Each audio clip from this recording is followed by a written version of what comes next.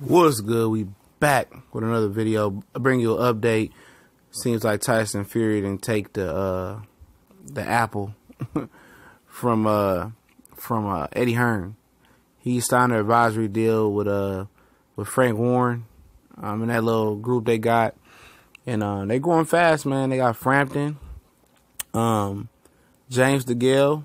They got a lot of people, Anthony Yard, Daniel Du Bois. I mean, Frank Warren is rolling, and if you really look deep into it, he's the better promoter than Eddie Hearn. He got the better stable. He didn't took like 2 or 3 Eddie Hearn fighters, you know what I'm saying? And good for Tyson Fury for staying loyal to somebody that was loyal to him through, thick and thin, everything he been through. Frank Warren been by his side. And, Frank Warren doing the damn thing, man. I'm glad that Tyson Fury, stayed with Frank Warren. And, probably Eddie Hearn was trying to offer him a promise to fight Anthony Joshua and all this. He know Frank Warren can get him the proper deal. He don't need Eddie Hearn for that, And, Eddie tried, and Eddie is not a great promoter, man. Everything he's doing is on the strength of his father and the strength of getting Anthony Joshua. Without Anthony Joshua, Eddie Hearn wouldn't even be able to sit at the same table as Frank Warren. And people giving a lot of credit for being a great promoter, but Frank Warren is the better promoter, and I could just tell. His fighters, they love him. He's to keep him active for the most part, and he just seems different. Eddie Hearn just seems like he just ships a boatload of shit every time he talks. Frank Warren seemed to be a real straight shooter. You don't get that as a promoter that much from what I've seen from him, and I'm glad for Tyson Fury. Right now, it's kind of like a preliminary thing. He signed the advisory, deal with them. But it's just on the UKAD waiting for them to clear him. He should be cleared at the end of the year and be ready to box again. And hearing David Price, I'm hearing, they trying to fight Tony Bellew. Tony Bellew not going to step in the ring with Tyson Fury, even at 400 pounds, whatever he's going to come in at. He won't do it. Tony Bellew is not gonna fight Tyson Fury. Fury most likely to fight a guy like David Price.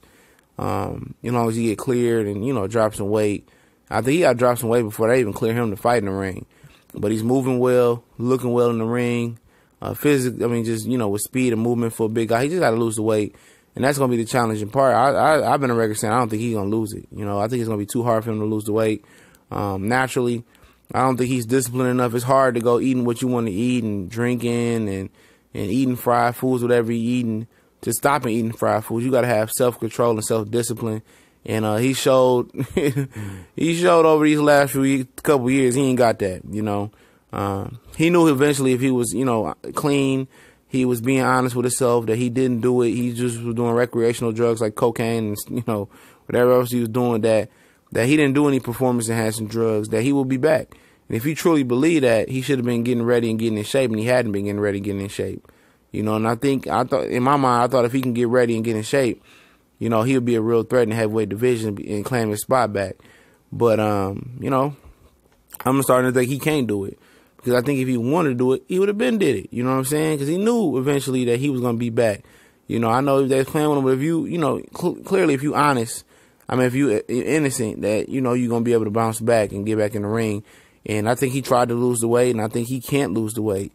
So you got to try something different, and you got to lay off the beer, lay off whatever else he eating, and be disciplined and get back in shape. Anything less than the weight that he was fighting at before ain't going to be good enough versus Joshua and Wilder. He got to come in shape and be physically fit and claim his spot back, man. And show the world why he was the #1 heavyweight, and he actually beat Vladimir Klitschko and ended the reign before Anthony Joshua. But shout out to Frank Warren. We out.